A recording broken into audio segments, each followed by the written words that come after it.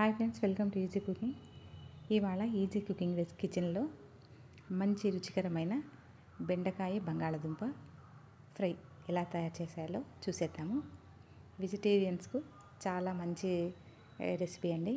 ఇది ప్రత్యేక విధానంతో తయారు చేస్తాము. నార్మల్గా మనము డీప్ ఫ్రై చేసేసి బెండకాయలని నల్లగా వేపించేసి కారపొడి చల్లేసుకుంటాం. కొబ్బరి కారం కానీ పల్లి కారం కానీ అలా కాకుండా ఇది ఒక ప్రత్యేకమైన స్పెషల్ రీతిలో చేయాలి. చాలా బాగుంటుంది. టేస్ట్ కూడా డిఫరెంట్గా ఉంటుంది. ప్రతి ఒక్కరు కూడా ట్రై చేయండి.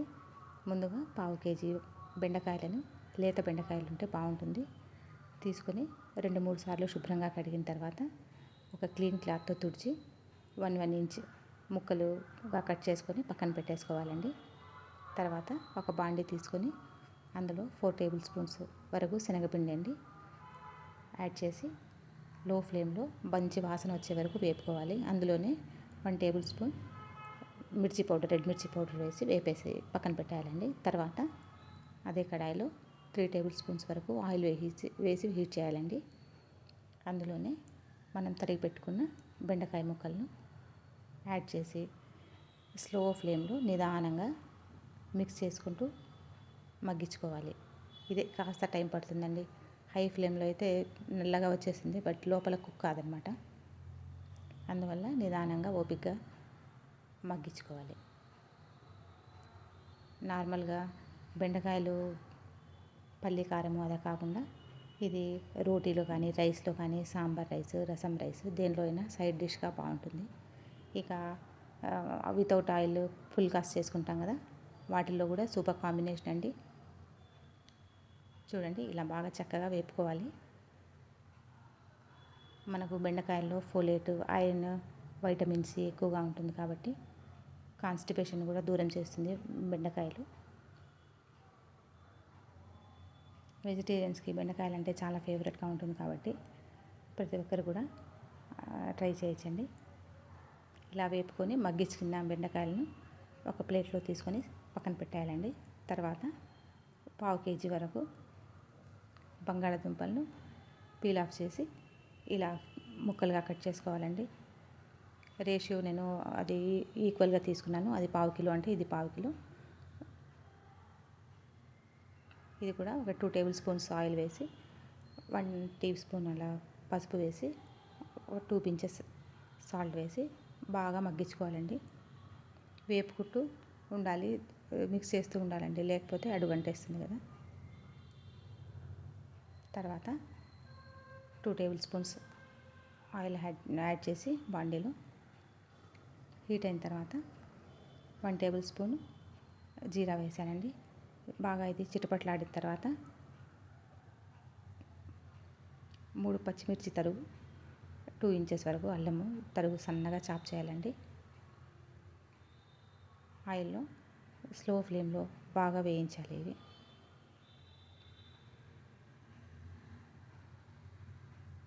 స్లో ఫ్లేమ్లోనే వేపాలండి. తర్వాత 2 రెమ్మల కరివేపాకు యాడ్ చేసుకోవాలి. అది కూడా వేగింది అనుకున్న తర్వాత ఆనియన్ సన్నగా చాప్ చేసి ఒక చిన్న సైజు ఆనియన్ తీసుకున్నాను. ఆనియన్ వద్దు అంటే అవాయిడ్ చేసుకోవచ్చు, ఏం కాదు. ఇది కూడా ఆయిల్లోనే బాగా మగ్గించేసుకోవాలండి. ఇందులోనే రుచికి సరిపడా సాల్ట్ యాడ్ చేసుకోవాలి. 1/2 table spoon red chilli flakes, 1/2 table spoon dhania powder వేసానండి. స్లో ఫ్లేమ్లో చక్కగా మిక్స్ చేసుకోవాలి. ఇవి వేగింది అని అనుకున్న తర్వాత మనము మగ్గించి పెట్టుకున్నాం కదా బెండకాయ ముక్కల్ని కూడా నిదానంగా బ్రేక్ కాకుండా ఎక్కడ కూడా చక్కగా మిక్స్ చేసుకోవాలి. మీరు చూస్తున్నారు కదా, ఎక్కడ జిగురు అనేది బెండకాయకి లేదు. అది కాకుండా మనకు బెండకాయ ముక్కలు కూడా నీట్గా చెదరకుండా ఉన్నాయి. నిదానంగా మిక్స్ చేసిన తర్వాత మళ్ళీ బంగాళదుంపల ముక్కలను కూడా యాడ్ చేసుకోవాలండి. చక్కగా మిక్స్ చేసిన తర్వాత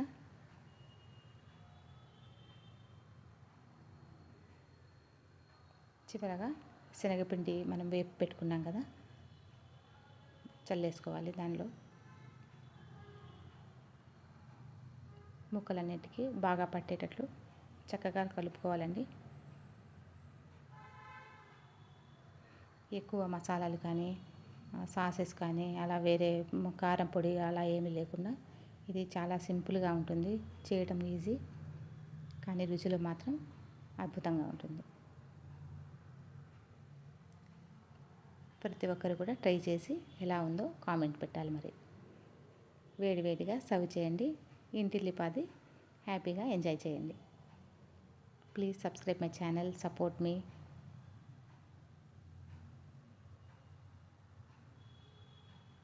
చూస్తున్నారు కదా, కలర్ఫుల్గా చాలా బాగుంది.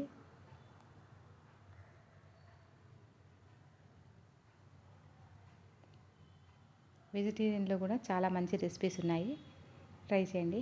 థ్యాంక్స్.